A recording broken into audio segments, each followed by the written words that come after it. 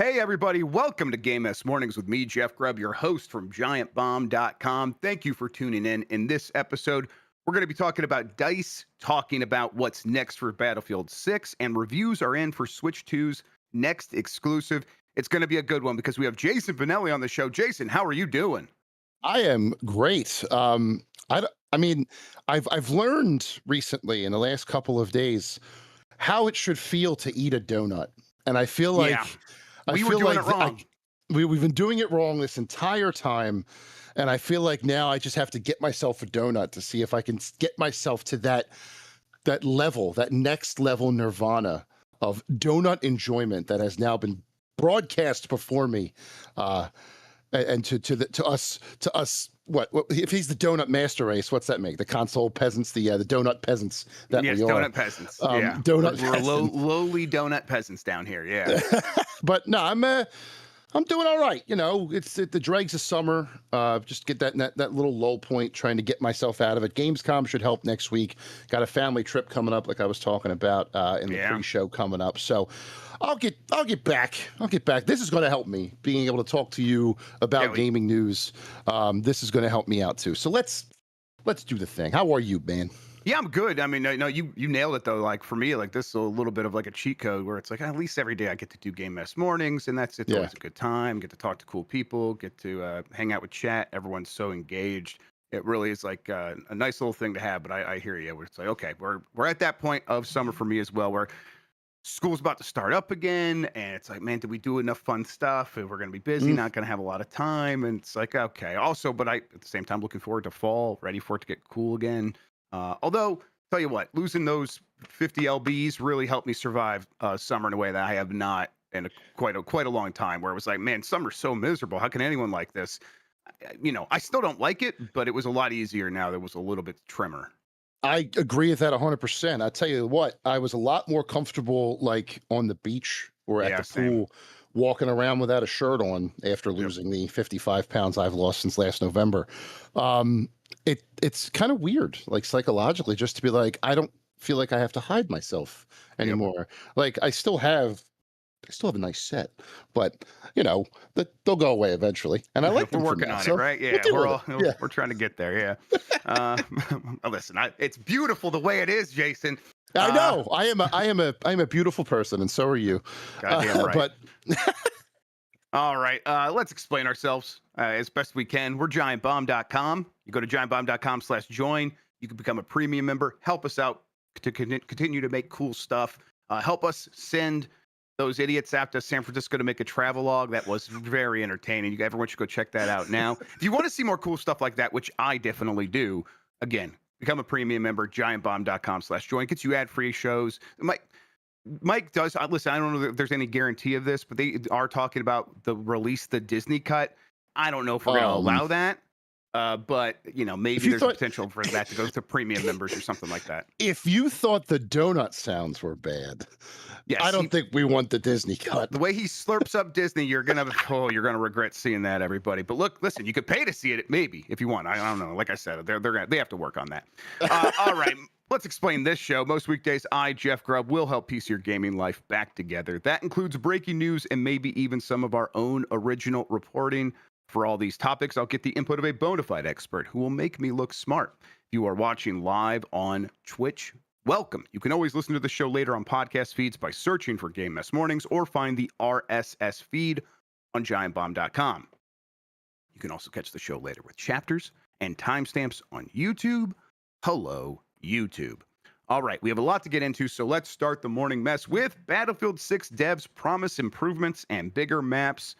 I'll go through some of the details I have here. This is from several stories, so I kind of pieced everything together as best I could. The open beta for Battlefield 6 has concluded, and developers are addressing player feedback and bug reports, particularly regarding a super bullet issue causing a faster than intended time to kill. Principal game designer Florian Lebihan requested videos of this bug, and players are providing examples, speculating that it could be a server delay in applying damage, whatever that means. Other reported issues include health bar UI bugs and imperfect helicopter controls. Basically, they made a big deal about them being on the case for these issues. The time to kill thing is something some people are talking about. in regards to just like the standard time to kill. Oh, it's pretty quick, kind of Call of Duty like. Do we like this or not? Some Battlefield fans, I'm sure, are going to be like, no, we want it to be kind of how it was. I was playing. I'm like, I think I prefer this. I get someone in my sights, I shoot them, they go down. That always feels pretty good to me. But I am not the target audience here. This is a separate thing where it's like apparently there's a bug where the time to kill is instantaneous, essentially.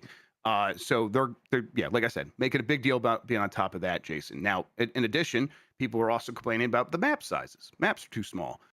They said, look, we put these smaller maps into this beta on purpose to show off like what the game is like at its most intense in terms of action. There are bigger maps coming, so don't worry about that.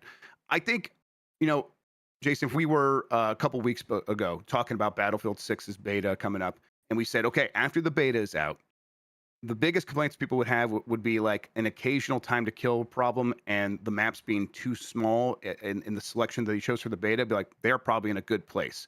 They're clearly in a fantastic place with Battlefield 6, right? They should be able to capitalize on what they got going here. I expected like Battlefield fans to come out and say that the beta is pretty good because you never know exactly, like, based on the reveal event with all the people that were in the audience saying like, yeah, it's pretty good.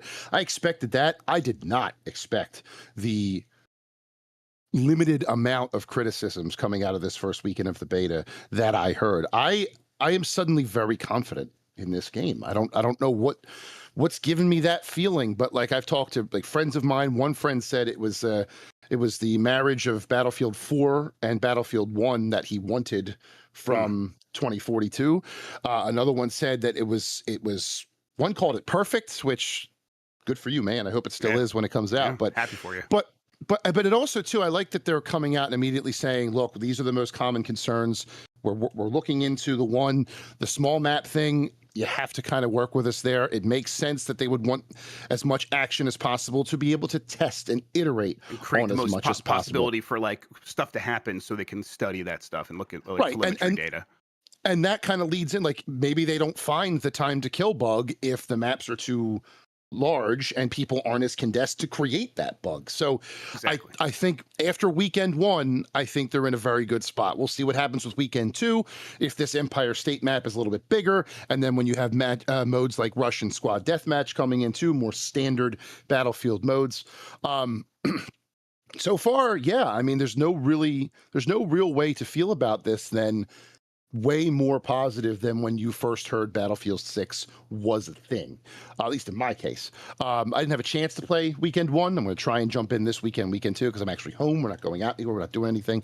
So, yeah, I'm hoping I can get my feet wet and see what's going on in this Battlefield. But so far, sounds like things are good. Yep. Yeah, I played a bunch of it. Really enjoyed what I played of it, with the caveat that I'm like, I know I'm playing Battlefield, and it's not always exactly for me. But for what they're going for here, I think it's a very good one, and I did still have a good time. Even big part of it is I'm not great at it. Just not good at Battlefield. Right. Never have been. The cat and mouse of running around in Call of Duty of like you spawn, you see someone, you're going to chase them around a corner. Who it's going to flip a coin. Who's going to win that? That's definitely fits with my brain. Battlefield is like, okay, let's go get in position and kind of figure out where the battle's flowing, and not exactly my thing always. But again, that's just a personal problem. The next beta is next weekend, August 14th. It will introduce a new map, Empire State, and new modes like Russian Squad Deathmatch, as you mentioned. And yes, the beta will be free and open to everybody on all platforms. The game is out October 10th. So again, they're in a good position to really capitalize on all this excitement. The beta was massive. Over 500,000 concurrent players on Steam. That's a lot. That is a ton. Once the thing launches, it's like it might be able to replicate those numbers. If it sells enough, like that'll be the big question there. But it feels like it's on the path to be able to do maybe exactly that. One other thing they might want to work on though is shotgun aiming mechanics. I've seen a video where that might be an issue for some players. There's just some things you can't fix. They're not miracle workers over at DICE. People should go check out the Giant Bomb Blue Sky account and see Mike's shotgun savviness. Not to pick on the same guy, but you know, he makes it so easy sometimes. He definitely, like, I definitely had the exact same moment happen to me when I was playing. His just got caught, so there we go. Drag X Drive reviews are in. It's got a 60 on OpenCritic at the moment, with a handful of reviews, not a ton. Steve Watts at GameSpot gave it a 5 out of 10. Said the multiplayer-focused sports game from Nintendo has a novel control scheme, but is tiring and feels imprecise. I guess we should remind people what this game is, Jason. This is the dual mouse wheelchair basketball game from Nintendo for the Switch 2. We take both Joy-Con 2 off.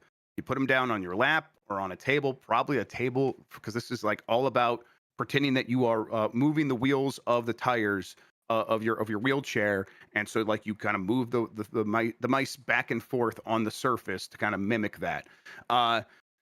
Does sound tiring, and I bet it also sounds, or it does seem imprecise. Let's see what Daniel Cucciarelli from the Games Machine says. A futuristic wheelchair basketball game that nods to Rocket League. The idea isn't bad, and the foundation is there.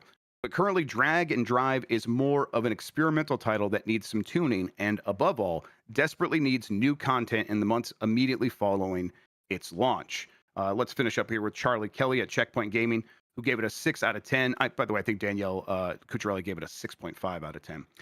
Charlie says, with Drag and Drive, Nintendo's latest multiplayer jaunt is both the things we hoped for and the things we feared. It feels immersive and thrilling in the middle of matches, to be giving it your all as you speed across the court and try to sink shots as best you can, being one with the chaos. Similarly, it's a concept and control scheme that we haven't seen before in games, one that deserves credit. In the same breath, though, this hyper-specific control scheme and skill ceiling will leave a lot of players, both casual and lesser abled, behind with how demanding it can be. It doesn't help that Nintendo charm isn't quite there, nor is there enough substantial side content. Fun and controlled doses, Drag and Drive remains a game I will eagerly keep an eye on, hoping and praying it gets the post-launch support, quality of life, and updates it needs to be the hallmark of quirky and accessible multiplayer game design it so clearly, desperately is trying to be. Okay, that sounds like a pretty good summation of what this game is actually going to be for people. Something that does have fun elements to the way you play it, and once you're in the action, like maybe, especially if you get used to the controls and you understand what it's asking of you, I bet you can have a good time with this. It always seemed Spartan when I was looking at it. It's like, this looks limited, and it's a $20 game, so it is going to be exactly that.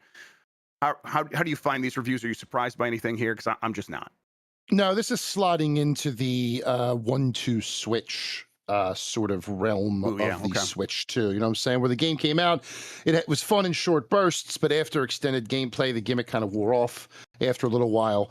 Granted, I did think that 1-2 Switch had lasted a little bit longer than I thought this one would, just because as you mentioned, when you think about the core gimmick or the core movement of this game, it's going to get very tiring in a hurry, especially on a system where you're used to playing it handheld, or it's most commonly played handheld, I would think. Now you're taking it off, and especially in like tabletop mode, that probably gets really awkward, right? Yep. So I'm not surprised. I'm not surprised, but I do like that there are some redeeming qualities. There's a reason to maybe dip into this thing if you're desperate to play something for $20, right?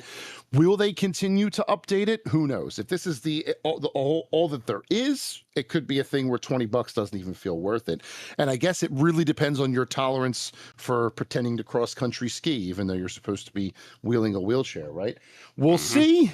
We'll see what the popular opinion is. Nintendo fans seem to be slightly less demanding on new ideas. They'll give them a shot and be like, well, they tried, whatever, next. Which is what I expect to happen here. But like you, I never thought this was going to like blow anybody's mind. It wasn't going to change the world. It was just going to be a fun way to show off what the mice can do, which honestly, they already did that with Mario Paint. So it's even late in that regard. You know, a dual mouse setup is unique, right? That's a different idea than we've seen before, pretty much anywhere. I'm sure other weird experimental things have done it, but we haven't seen it in a popular release from a big video game company. So it's like, okay, I want to try it. I want to see it. We're going to play it Friday for UPF. So I'm going to get my hands on it myself. Now, if another company can take this experiment with the double mouse and get an idea from it, then I think perhaps it would have been worth it in the long run. I don't know why, but when I think of this and this movement, I'm getting like Steel Battalion vibes, Yeah, where you're driving a tank and pushing buttons to shoot things. So maybe it can be iterative. Maybe somebody can be inspired and try and find something with the double mouse movement scenario. But as a first run goes, it might not be all that impressive. Yeah, I think that's probably. It seems like a game that is going to be worth playing if they do a. Well, they just did a free weekend. Some people were trying that. It was the Dragon Drive Global Jam, as Yep. Nintendo's want to do so occasionally. And people tried it and seemed like, well, yeah, you know what, this is actually it's more fun than I thought it would be. And at the same time, a lot of people are saying pretty charmless for a Nintendo game, which is one of the criticisms we had from one of the reviewers. It does just seem sparse. It seems limited in terms of like what it's going for. Like they didn't want to put a ton of effort into it. Like it always was supposed to be a tech demo, and I think that's kind of what we've ended up with here. It's a pretty fun tech demo. I'll take it and I'll try it. I'll probably play it the one time and then maybe never touch it again. We'll see. Also, people are saying Nintendo doesn't like it when you call them wheelchairs. Well, then why'd you use wheelchairs? What are you talking about? Like, Okay. Chairs with wheels. There, chairs done. with wheels. It's fine. So what's the better tech demo? We have to do it now.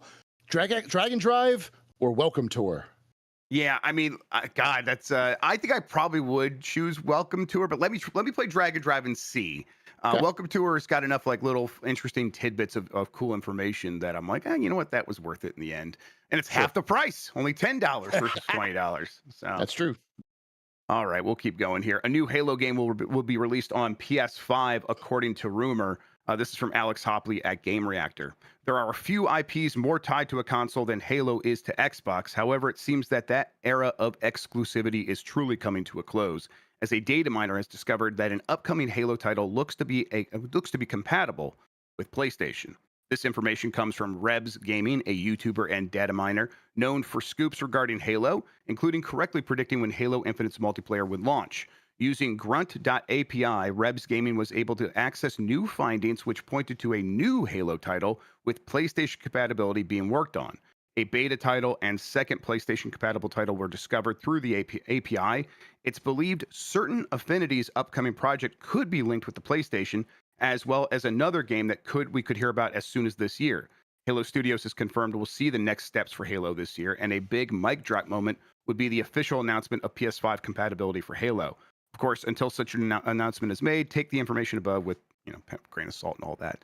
A couple things here. On the one side, Halo going to PlayStation in whatever form, whether that's a port of an existing game or a remaster of an older game or a new Halo game that is going to launch everywhere, that just feels like it's going to happen at this point. Like we've stopped. Like that's almost not worthy of a headline. The reason I even included this is it's certain Affinities game. I thought that was canceled. That was Project Tatanka, right?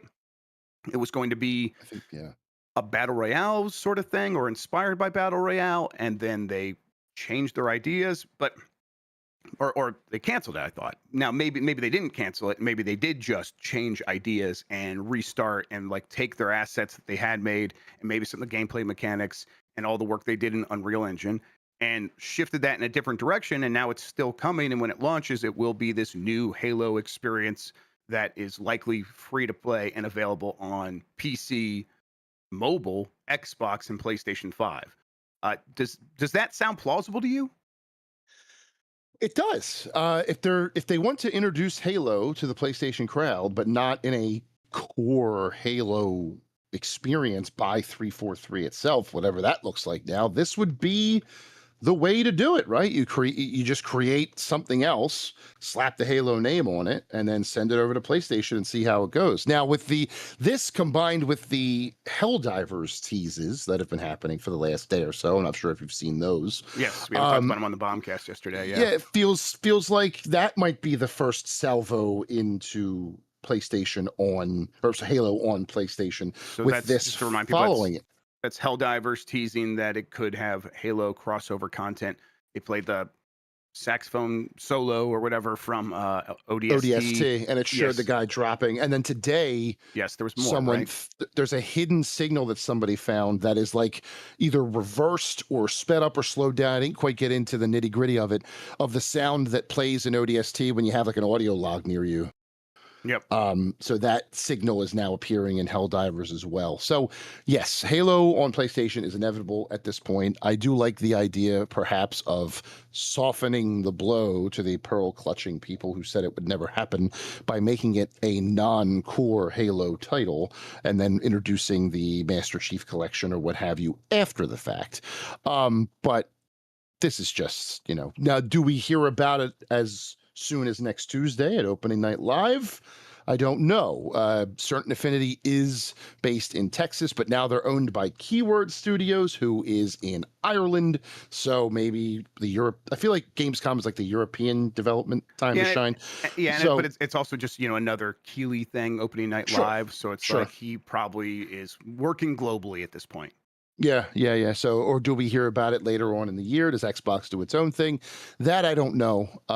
But in its core, Halo coming to PlayStation should not surprise anyone. And if this is the Certain Affinity project, good for them. I'm glad it was able to avoid cancellation, even though we thought it would be. Yep. Yeah. I think that we probably do get an announcement at Gamescom. I don't know anything, but it feels like Xbox talking a big game. Like, hey, we're gonna have a lot of stuff, and if they at a certain point, it's like you talk your big game or whatever, but you need to like kick off in earnest what this new strategy actually looks like, instead of just like, hey, we had an old game from a year ago, a Forza Horizon game that was really big. We're putting that on PlayStation. We're just kind of porting games and making more money. It's cool. That's awesome. What's really next for Xbox? What does it look like? And I think a Halo game new from Certain Affinity launching on everything, including PlayStation, they could really like just put a stamp on this is what things are going to be like going forward. Get used to it or don't, who cares? But at least now people can understand what Xbox means when we say, hey, we're still Xbox. I think that probably starts very soon. And correct me if I'm wrong, but there is precedent here. Isn't Gamescom Opening Night Live last year the first place they announced that Indiana Jones was coming to That PlayStation? sounds familiar. Not the date. I can't remember the details specifically, but they have had a presence and made big news at Gamescom multiple times before. Yes. All right. So people in chat are saying yes. Yeah. Okay. Cool. I got it right. So we'll see. We'll see what they have for us next week. Maybe they do kind of drop the bomb here. That would be very interesting. All right, let's take a break. When we come back, there's a new Switch 2 drop into Nintendo Switch Online. We'll talk about that and plenty more. If you want to skip these, you go to giantbomb.com/join, become a premium member, get the ad-free version of the show. We'll be right back. This episode of Giant Bomb is brought to you by giantbomb.com/join. Join us there, become a member. It helps us make fun stuff. It gets you ad-free content. It also helps us make some extras here and there that we'll give exclusively to you as members. It's giantbomb.com/join for $10 a month or $100 a year, where you save $20. You can support us in making all the cool stuff that we make over here at Giant Bomb. Once again, that's giantbomb.com/join. Become a member now.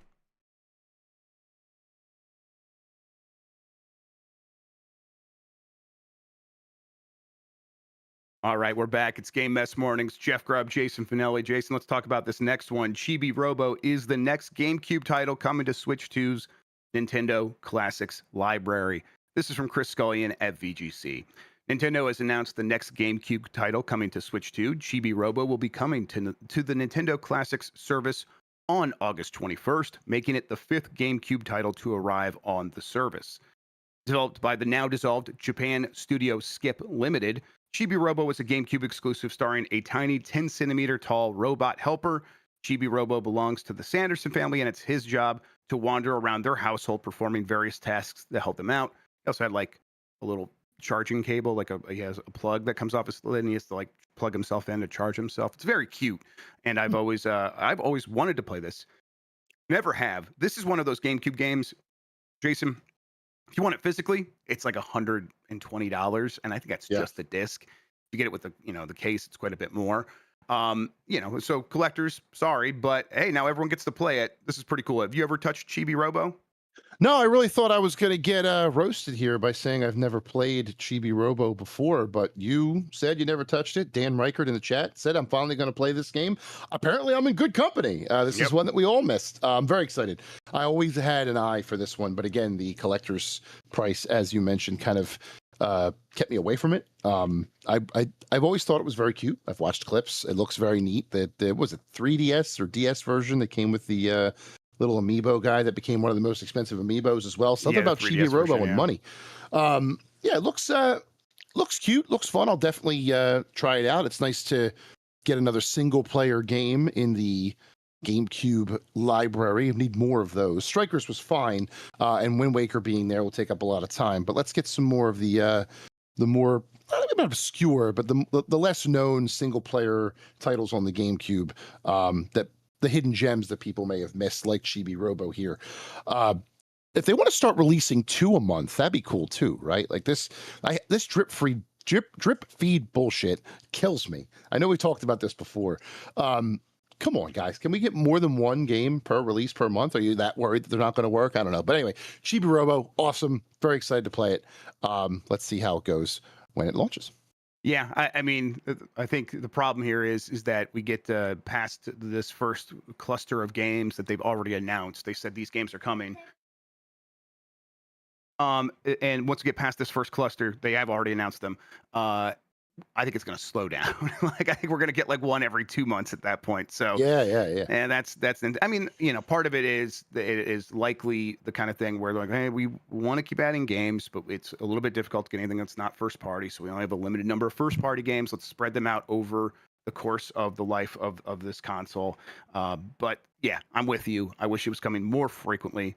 Although I'm a little surprised we're getting one per month at this point. Chibi-Robo is definitely one. I'm gonna try it finally. Yeah, I might have like turned it on an emulator at one point in my life, very briefly, but I never really got like its deal. I never played it enough to understand like what Chibi-Robo was going for, trying to make me feel as a player. So excited to check that out. Also, just kind of like it's cool to get games like these back in the public consciousness and have people talking about Chibi-Robo. Even though it's a game I never played, I always was like, yeah, that's a cool looking thing. I'm glad it's out there. There are people who love these games, and now it'll have another chance to find a new audience on the Switch too, which seems pretty receptive to GameCube games, even if it's a lot of people who were too young at the time to enjoy them because Switch 2 has been so successful, or people that just Switch or the GameCube didn't sell a ton. It's got this reputation now, but it only sold like 25-ish million. So there's a lot of people who never touched any of these games, and so Chibi-Robo getting that chance to come back, pretty cool. I think this is like the one really good Chibi-Robo game. I think the other ones are a little bit quite a bit varying in quality, and most of them aren't quite as good as this, is my understanding. And some of them are like one of them at least is pretty bad. I think it might be that 3DS one, but I can't remember. All right. Minecraft console dev Reforj opens new Edinburgh studio as work continues on its Minecraft rival Reforj. This is an interesting one. I'm like, Reforj, they just helped with Minecraft. Are they making a game that's going to compete with Minecraft? Let's read the story. This is from Chris Scullion at VGC. The studio behind the console versions of Minecraft has opened a new studio in Edinburgh as it continues work on its own Minecraft rival. Reforj Studios, which was set up in Dundee, Scotland in 2005, is best known for its console ports of Minecraft, having previously released official versions for Xbox 360, PS3, Xbox One, PS4, Vita, Wii U, and Switch. However, last year the studio announced Reforj, a new open-world multiplayer survival game, a sandbox game clearly designed to take on Microsoft's game with an entirely new offering. Now, as reported by The Scotsman, Reforj has opened a new studio in Edinburgh, which will be home to staff focused on software and design roles as work on Reforj continues. Reforj Studios currently employs around 50 staff, and a recruitment drive has now started to fill the new Edinburgh office with some of the area's most talented developers. Reforj, it is a voxel-based crafting game, but they're trying to work with the Minecraft community that they've built up because they made all the console versions of the games, basically. They're working hand in hand with that community to make the game that they always dreamed of, or whatever. There was a time when we got a lot of Minecraft clones and spin-offs or games that were very similar, and many of them did do very well. None of them obviously did anywhere close to what Minecraft does. That's a cultural institution. But it did seem like there was space for alternatives. Do you think there's still a space for an alternative at this point? Like, I don't know. I don't know. On the surface, I would say I don't know. But if somebody looks at this and connects 4J to the console version of Minecraft, the pedigree might be what convinces someone to give it a shot. Like if you go to the Steam page for Reforj, it looks similar enough that you could say, all right, there's definitely Minecraft going on here, but different enough that, hey, maybe they try something different. Maybe there's something else going on. I don't know. There's a lot of slippery slopes in this project, I think. Not just the fact that it's a Minecraft-like, but also that they work so closely with Mojang and Microsoft on the console versions of Minecraft that one thing, it looks too similar to what Minecraft is doing, and Microsoft's going to eat their lunch, legally. You know what I mean? So I'm sure they have a clear vision, not only for their game, but also how to differentiate it both in look and in content from Minecraft. I don't know. I wish them well. I wish them the best. I would love for this to be a PUBG Fortnite situation where one comes out with the big idea, another one comes out and iterates it in a way that it can create its own path. Am I saying that I think Reforj will eventually surpass Minecraft like PUBG, like Fortnite surpass PUBG? No, absolutely not. But if the two of them can offer enough of a different experience or enough of a unique experience that players can either choose one or play both and get what they want, that could be cool. We'll see. But I'm not entirely sure that that's going to happen.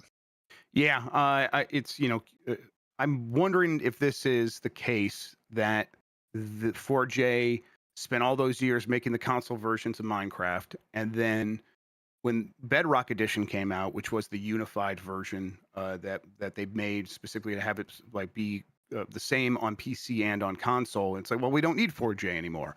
I did not pay attention if that was the case. It sounds like that must be what happened here, though. And so the studio's like, well, we have all this experience making Minecraft stuff. Let's just take that and go. And at the end of the day, what are the expectations here for this project from them? They aren't expecting it to surpass Minecraft. They're like, hey, it would be cool if we could sell 100,000 copies or something like that, and then keep the studio going at that point, and then just sell consistently from that point going forward. Like, yeah, that sounds plausible. I do think you can make something like that happen.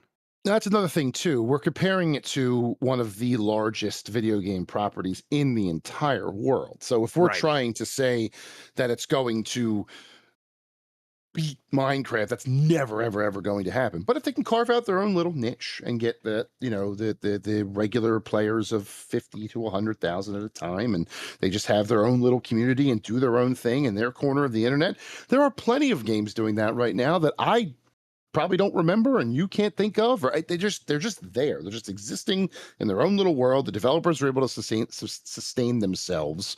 The players are having a good time, and they're just existing. Trove comes to mind. I think Trove. I was just gonna look up Trove to see how it was doing. That game is still around. I still get press releases for Trove every once in a while. So they're still doing their thing. If this can fit in there and establish its own little name for itself, great. I hope it works out for them. Be real weird though if Microsoft would ever come back knocking, wouldn't it? I assume they're done. Once they're done, they're done. But if they ever needed them again, and now they're making their own thing, what do you say? Sorry, you got to go over there. We can't help you anymore. How's that work? Yeah, I mean, maybe it is how it works. It does sound like they were on the old console versions, and they have not been doing anything for Microsoft in Minecraft for the Bedrock edition of the game, which is now what is on console.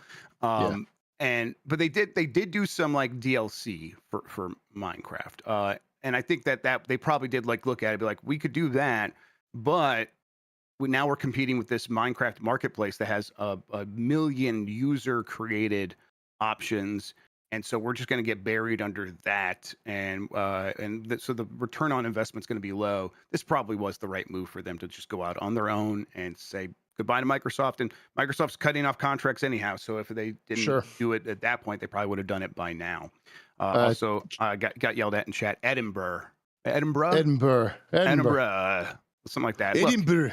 Burgh is one of the ways we spell Berg in this country, guys. So it's not Pittsburgh. It's not Pittsburgh. Although They say yins though, so I don't know. Yeah, also, can't trust them. Chad also points out, in order to work, this game will need a royalty-free chicken jockey. May I suggest Rooster Rider? There it is. Done. There you go. Yeah.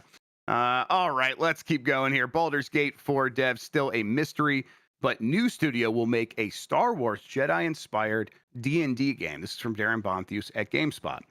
Baldur's Gate 3 was one of the biggest games of 2023, and naturally, Wizards of the Coast wants to follow it up with a sequel. We already know that the developer behind Baldur's Gate 3, Larian Studios, is moving on to a new, unrelated project, and Wizards of the Coast has confirmed that the new studio being led by former Respawn Entertainment game director Stig Asmussen, Giant Skull, won't be working on it either. Instead, players can expect something more action-packed from the newly established studio. Baldur's Gate is an incredible game, Wizards of the Coast president John Haidt said to the games business. Shout outs to them over there. The game business, excuse me, not games. That's Chris String's thing, and it's very good. And of course, we're going to do a successor. This is not the successor to that game. We go to Stig and his team to tell an incredible story and bring Dungeons and Dragons to a very broad audience. Ideally, the game will appeal to Dungeons and Dragons players because it will help them realize their imagination, but it's also going to hopefully appeal to people that love playing action games, that love the Jedi games, that love God of War games. That's Stig did Star Wars Jedi 1 and 2. He also did God of War 3 or 2. He did one of those. I can't remember. Either way, yeah, because it was David Jaffe did the first one. Then Corey Barlog did. Has done them all since. And then he came back and did all of them since. And Stig Asmussen was in there. He did 3. Thank you. Thank you, Mike R. O'Leary in chat. Either way, he's got a pedigree. He knows what he's doing. Bringing him to make one of his games in the D&D space and being like it's Star Wars Jedi-inspired, which is, FromSoft inspired. That's something that sounds like it fits pretty well with Dungeons and Dragons. But I do always worry when I hear a person in a business role talking about trying to reach a broad audience after they had a very specific thing break out into a broader audience in Baldur's Gate 3. It's like, no, you didn't have to try to make a broadly appealing thing to do exactly what you're trying to do here. Did you not learn the right lesson, or is this going to be something different? I'll say right now, I'm probably leaning to this is just something different. They're going to be fine. They do understand the success of Baldur's Gate 3. But maybe that's giving too much credit to business people at a company. Do you understand my concerns there?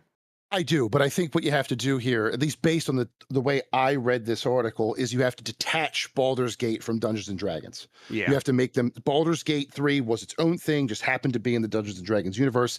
This is going to be a Souls-like FromSoft Star Wars Jedi in the Dungeons and Dragons universe, which, frankly, is fertile ground for that sort of thing. Really obvious idea at a certain point. It makes a lot of sense. You have all the different classes that you can make. All the classes fit right into that FromSoft portfolio or formula. Excuse me. There's a humongous world in these books that you could turn into a humongous world on your screen, which some games have done before. You have a full book of monsters or creatures or what have you in the bestiary. You could even pull from other Dungeons and Dragons adjacent properties if you want to. And no, that's not just me saying I want a Magic the Gathering FromSoft game, but it would be fun. Don't shake your head. It's a very cool IP when they're using their own world, not borrowing from other places. Which they'll never fucking do again after they make $200 million with Final Fantasy. Oh, speaking of, I need to talk to Jan about Avatar after this. Oh boy. Yeah, I think the idea is sound, but they have to get the messaging out that because this is Dungeons and Dragons, you cannot associate it with Baldur's Gate. We are not making a Baldur's Gate 4 here. It's not going to be that format. It's going to be more like this. And if that is something that they can do through gameplay or what have you, then I think people might be a little more enthusiastic about the idea. To your greater point, though, yes, I do think this is a case of a businessman mixing up the message, which would be, par for the course. Yeah. Especially for Wizards of the Coast. Yeah. Oh, for sure. I am, since its initial announcement, I have been pretty high on this idea. But I think they have to get out of their own way and just let Stig and his team make the damn game and then start talking about it when it comes out. Yeah. Game Lord Chet says, "Don't call it Baldur's Gate 4." Yeah, there's no chance. They probably No don't way. even use the Baldur's Gate name on this. This is going to be I guess we say there's no chance of that. Baldur's Gate 3 did sell very well. So do they be like Baldur's Gate Action or something like that? Baldur's Gate Heroes is what he suggests here. I guess maybe there's a chance they want to capitalize on that name, but it's probably a really stupid move. But I don't. Yeah, no, you them. can't. You can't. There are way too many planes or places in the Dungeons and Dragons universe that you could use to avoid that pitfall. I would say Neverwinter, but that's been used too. I'm not very familiar with D&D, admittedly, but I'm sure there is a way that they can figure out a place or a part of the Dungeons and Dragons canon that they can focus on that has nothing to do with Baldur's Gate in the title. You may want to go to Baldur's Gate as a location, that's fine, but keep it out of the title, keep it out of the marketing, keep it out of the whatever. Waterdeep, that's a good one. There you go.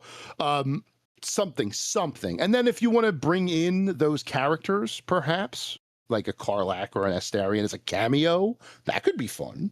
But you have to make sure that the messaging is separate. This is not a Baldur's Gate successor. It's its own thing in the same universe. All right, let's keep moving here. Katsuhiro Harada doesn't expect Tekken Tag Tournament 3 to ever become a reality, but it's not all bad news there. This is from Ben Lyons at Game Reactor.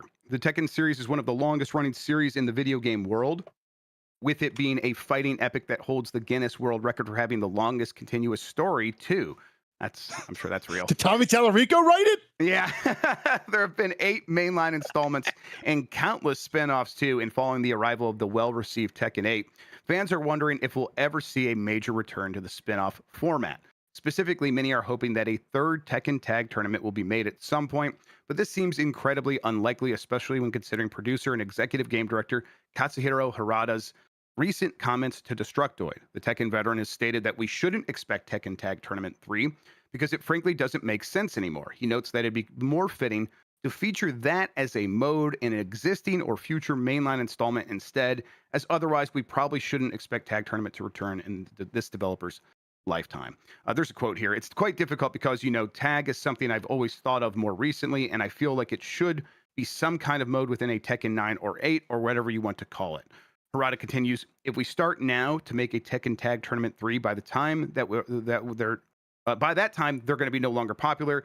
That's what Tag 3 that's when Tag 3 would come out. He's like worried that this is a current trend. And he's probably right on, like, when you compare it to the other games, there's a lot of tag games coming out right around now, and it does feel like the current fad. But that, to me, that says, like, there's a chance, like, when you actually release it, it'll be because there had been a dearth of tag games because they all just came out a few years ago, but maybe people will still be over it at that point. It's hard to predict. Either way, okay, a mode in Tekken that serves the tag functionality, does that sound like enough for people who want this? I mean, it's better than nothing, right? I mean, I don't think I kind of agree with him here. Like, Tekken Tag Tournament 2 was great, but I don't think, even if you look at it from a purely what has been added to the franchise since Tag Tournament 2, not a whole lot, right? Like, people might want a Tag Tournament 3 because it kind of feels like the gang's all here, everybody's here sort of Tekken experience, but I don't know that that's enough to make an entire game based on the tag format unless you start doing teams of 3 or iterating in that way. Having it as its own separate mode, kind of like how Tekken Ball is in 8 and how Bowl was in 7, that I think does make more sense to me. That way it's there, those people are satisfied, but it's also part of the core experience for those who want the core experience. It's a weird little balancing act he'd have to do, but I think that if you're going to get tag in Tekken once again, the best chance you have is this, putting it in a new mainline game or somehow making it a DLC mode for 8 and not its own. Do not expect its own standard thing because it'll never happen. Also, I wouldn't expect it in Tekken 8 either, because that game has more than enough issues anyway that they have to fix before they can worry about making a brand new mode for it. Put those fires out maybe as like the last DLC or what have you, maybe. But I like the idea of having a separate tag mode in 9. It gives it. I loved the tag games, Tag 1 and Tag 2 were great iterations on Tekken, which I've been playing since Tekken 2 in the mid 90s. So if they want to find a way to shoehorn it into an existing mainline game, great, but you're going to have the people who are like, but all these weird characters aren't there. You're just using the roster from the game that's already out. Well, yeah, no duh. They're not going to add like weird one-offs like Eliza from 7 just so they can say she's in a tag game. You're going to use the roster they've already made, and the game will probably be better off for it anyway. So yeah, I'm fine with it. The reason that this just seems like a little bit far-fetched to me is just because, well, it doesn't seem far-fetched in the fact that maybe they put a tag mode in, but it's so bare bones that it's not really what anyone wants. Right. The tag games to me is like, you want to see cool stuff happening between your team as you're playing the game. You want them to have bespoke interactions depending on your team makeup and things like that. And it just sounds like a lot of work for just a mode. Now, let's say Tekken 9 comes out. It's like Tekken 9, here's our base fighter, and we're making a really big deal out of the fact that there's also a tag mode in there. If they do it that way, then I could see them being like doing the heavy lifting required to actually make that thing feel like a real tag mode. Otherwise, it's probably just like, oh, you're just swapping one character in and out for another, and I guess that's technically a tag mode, but it's not what really anyone means. I never played much Tag Tournament though, so I don't know exactly what that audience wants. And frankly, if they're going to build a brand new tag game from scratch, I don't think it should be Tekken. You have an entire franchise with weapons sitting over here called Soul Calibur that would benefit greatly from something Mega Mix, new. Bringing all your bullshit into one game. There is a game, but only if the Daytona USA car is in it. I won't touch it unless Hornet is there, or Bean, the random mascot with the sombrero. That's a weird ass game. I love it, but it's so weird.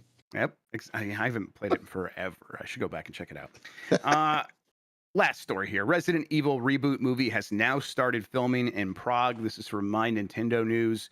The intriguing Resident Evil Reboot movie has started filming in the streets of Prague, with the film set for release in September 2026. The movie will turn away from the intense action focus of previous movies and will instead opt for a darker and more sinister tone, resembling that of the original PlayStation games. The Resident Evil Reboot movie will follow one main character, with the storyline gradually descending into, quote, deeper into hell. Austin Abrams is tipped to have the main role in the eagerly anticipated movie. It's one of those where it's like, I'm sure they're making another Resident Evil at some point. It's like, oh no, this thing started filming. It's director Zach Greg, I can't remember exactly. Krager, thank you. Yes, he just did Weapons. He previously did Barbarian. He's the whitest kid you know. We talked about this on Bombcast yesterday. Yeah, but he's from Whitest Kids You Know, and he is in my favorite sketch of all time as my favorite character in that sketch, Abraham Lincoln, who is disrupting the play, and that's the real reason that John Wilkes Booth beat him to death with a hammer to the ass. That's the only sketch I've ever seen. You don't need to see the other ones, although a lot of them are just as funny. He is Abraham Lincoln in that. Now he's directing Resident Evil. I'm curious about this. That we talked about on the Bombcast yesterday. One of the other tidbits that has come out is that it's not going to follow any of the characters from the games, because they said if you want that, go play the games. This is going to be another story in this universe. I'm split on that. I don't want it to be the OC kind of character from Mortal Kombat. I really actually did not like Cole. I thought that was a bad choice. If it feels like that, then I'll feel the same way about this.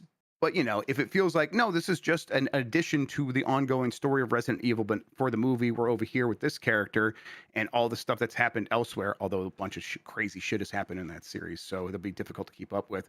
But if it feels that way, where it's like, no, if we were doing a video game, we might use this character in the same way that this movie's using the character, I think it can work. But, maybe I just trust this director now, and I'm willing to see where he's going to go with it. How do you feel about any of the Resident Evil movies, and how do you feel about this new one? I kind of like the idea of him taking his own little crack at it, right? Because people are going to have expectations with known characters. And if he wants to get his foot in the door with an original story, prove that he can add to the Resident Evil universe in a meaningful way, and then maybe try something with an established character, I think that's a safe way to go about it. Because as critically acclaimed as Barbarian and Weapons are, or were, his style is not for everyone. I know No. people who are major horror fans who thought Barbarian was not good. Haven't gotten their opinion on weapons yet. So I get the idea. I get the focus. I get the approach to it. I think it's smart, especially with a franchise as beloved as Resident Evil. But I also kind of see the, man, why can't you just use Leon or Chris or what have you? Because also too, then are you telling a brand new story within the current universe with those characters? Or and then you have to worry about making sure it fits and everybody has a place in the established canon. Plus, so I get it. I get this is the least complicated way to dip your toe into the franchise. And if you want to throw a Leon or a Claire in the background, then great. Maybe like at the beginning of the movie, at like the end of the first act, when the character gets like sent deeper into hell, it's like, nope, like you're not going to get out of this at this point. You're going deeper now. It's going to get worse from you. At that point, you have a Leon or someone show up and be like, yeah, I've been through this shit. Now you got to go it. Good luck. Here's a gun. Go do your thing. Or if it's a prequel, you make that person Wesker. Yeah. And at the end, Wesker kills the hero, and it's just part of his villain's journey. That could be interesting. Yeah, there's a lot of options here. If Wesker shows up, which it seems likely, that I think people will be like, okay, this doesn't feel like a completely disconnected thing. It'll be just fine. Also, that Abraham Lincoln sketch, the best line delivery, listen to the woman, John. I think that plays in my head in a loop. And then actually, now as I've watched that sketch a million times over, the play, Hamlet, which is apparently now about vampires, that's the funnier part now, when the guy gets stabbed and just goes, shit. That's good stuff. That's funny. One other caveat to this. September 2026, are they trying to meet up with Resident Evil 9 here? I know that's February, but maybe that's why it seems a little sooner than we thought. They're trying to capture that being in the same year.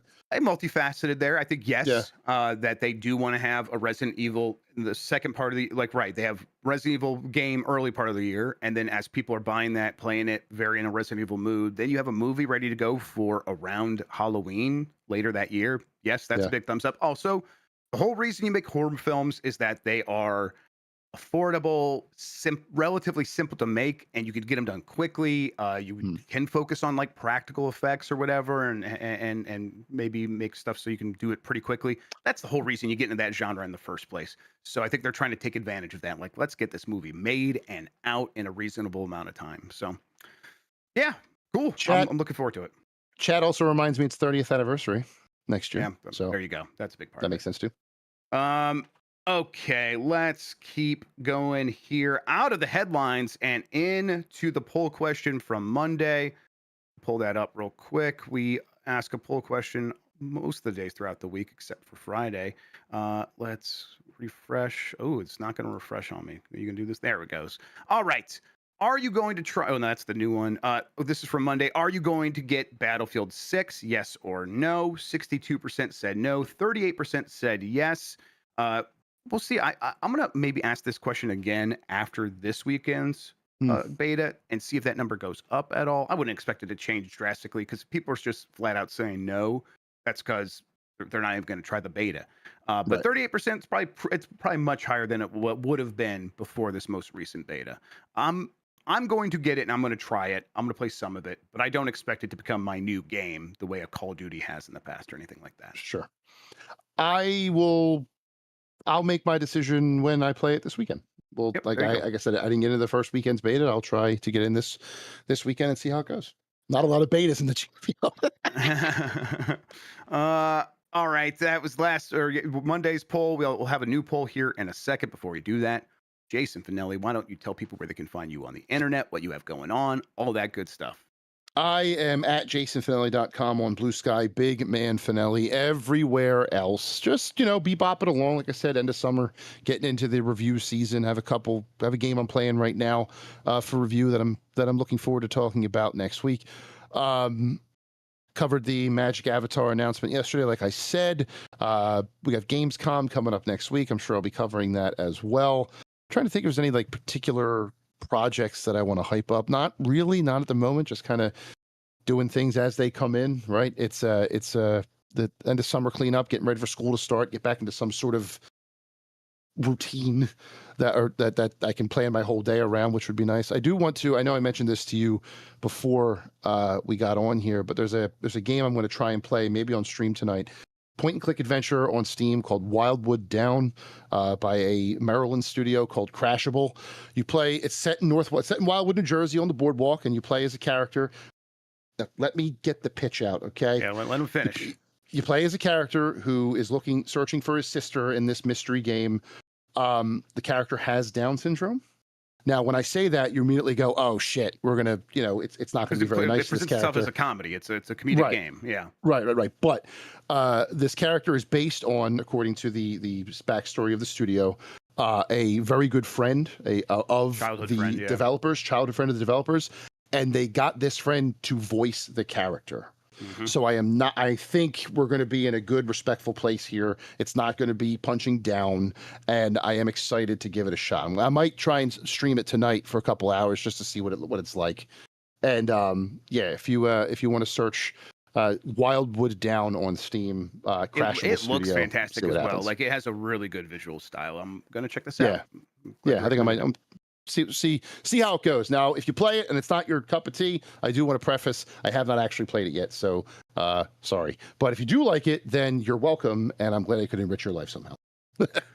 Excellent. All right, new poll question: are you going to try Drag and Drive? Yes or no? Let's see what people say. I'm interested, curious. I imagine most people are going to pass on this one. $20 though, so, and it's a Switch 2 exclusive. I wonder if that gives it a little extra juice. Although it doesn't feel like what it once was, right? There's plenty of just third-party games or older games, backward-compatible games that people can try instead. I feel like there was a time like, a new console got a new exclusive and it's okay, but it's only $20. I think a lot of people would have just jumped on it. No one played Survival Kids, which was the other Switch 2 exclusive at launch. So I bet it's going to have a kind of a similar fate. Yep. All right, we did that. We'll get the results of that poll and talk about it on Game S Mornings here on Giant Bomb tomorrow. Speaking of Giant Bomb, later today's Blight Club, I'm going to be playing Trespasser. Tune into Blight Club. Grubb's playing Trespasser. That's, damn it, I ruined it. Sorry. Jurassic Grubb Jeff Passer begins today. Unfortunately, every time we bring it up, they just say a million things that are weird about this game and then laugh, and I don't understand any of it. For some reason, I need a red marker. I have to have a red marker, and they're like, you'll understand why immediately. And I'm like, what are you talking about? I even got the game up and running because that's what I was supposed to do, because I got to make sure it's going to run. It's an old PC game. I got it up and running, so I saw it, and I'm like, I didn't even realize it's a first-person game. So I think I'm going to be in some deep shit here. I think I know what they're talking about, and I am so excited to see your reaction to the realization of what that is. I truly am not sure how you're going to react to it, but whatever that reaction is, it's going to be phenomenal. I can't wait. Oh boy. All right. So that's happening. Let's take a look at the calendar. What else we have going on here? Okay, we're doing that. So nothing else today except for, we will have a quick look going up, I believe. Jan, is that ready for today? He says, yep. And then tomorrow we'll be back with another Game S Morning where we'll get the results of that poll. A voicemail dump truck will happen. And then Friday we're going to do License to Thrill Fast Food Edition, or just Food Edition. We're going to play some games based on various foods. And then we'll do our UPF with Drag and Drive. All right. Cool. Jason, thank you so much for hanging out with me today and talking about video games, man. I really appreciate it. Of course. This is exactly what I needed. I appreciate you. Thank you all for tuning in and listening. You are the best audience in gaming. Until next time, have a good one. Take care of yourself, and goodbye. And shit, I'm late for an appointment.